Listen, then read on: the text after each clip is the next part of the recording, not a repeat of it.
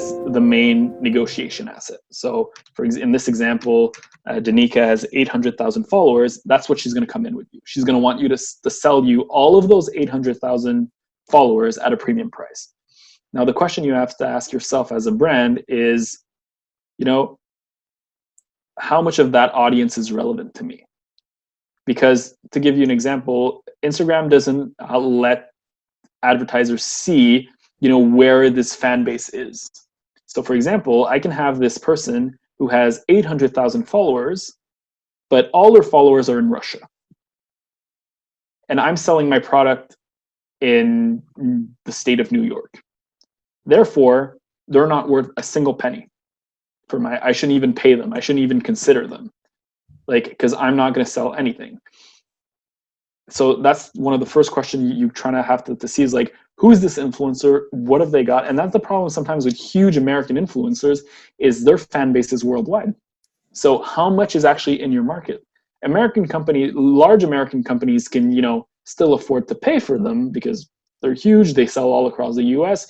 And they know that, most of the following is going to be in the US, and they don't necessarily care about the spill, or they even sell across borders. So a brand like Nike, for example, can afford to pay, a Cristiano Ronaldo, even though, 80% of his fans might be in Europe, because the 20% spill in the US is going to work, and they still sell products in Europe. So anybody who sees the ad has that feeling. Now, when you fall into smaller influencers, that's where the discussion happens. And then we're just talking about geo at this point, but it could be, the age demographic. How much of her audience is, between 18 and 34? So then you have to try and figure out, she's in France, she has 800,000 followers there. Most likely, 80, 85%, 90% of her followers are from France. Or there's a bit of spill maybe in Belgium, in Luxembourg, in Switzerland, and in the surrounding countries that that watch the French show. And then you have maybe a few French-speaking African countries that have access to those TV channels that watch her and follow her as well, and maybe a few followers across French Canada, and then maybe 1% scattered across the world that just ended up watching her show or, finding her on social media and deciding to follow her because they're dance fans. So if you're a brand, let's say you're a brand in Quebec or in Montreal, how much of her audience is worth to you? 2-3%. So right away, the value falls super low. Now let's take a brand that's, in the south of France. So let's take, the Bordeaux region. So out of that 800,000 followers, let's say 20% or 25% live there. So 25%, that means you're down to 200,000 followers. And then you want to target 1834. So 1834, even though it's a big portion of our following, only represents half of that 200,000 you were at. So you're at 100,000. And then out of those 100,000, only half are dancers. The other half are just dancing fans. They like Dancing with the Stars, but they've never actually taken a dance class in their entire life. And what you're trying to sell is, sports clothing for dancers.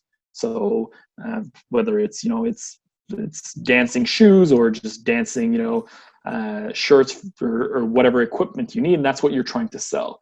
So now the point is, you want this influencer because you want an influencer, that's famous in the dance world and that has a good following.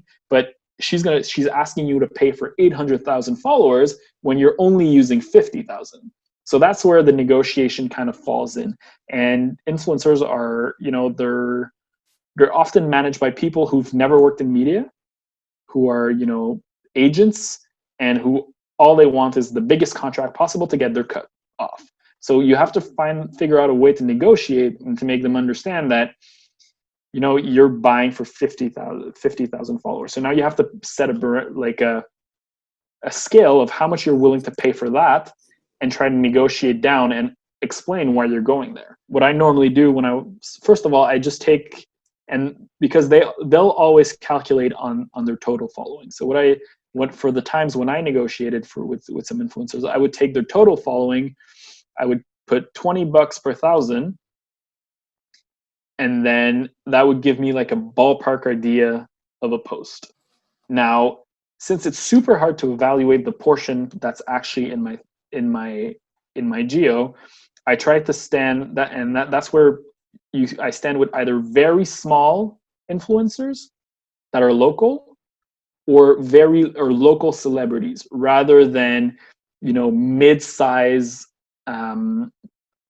mid-size influencers of 1 million followers, because those are going to be expensive because of the number, and they're not necessarily going to reach the target.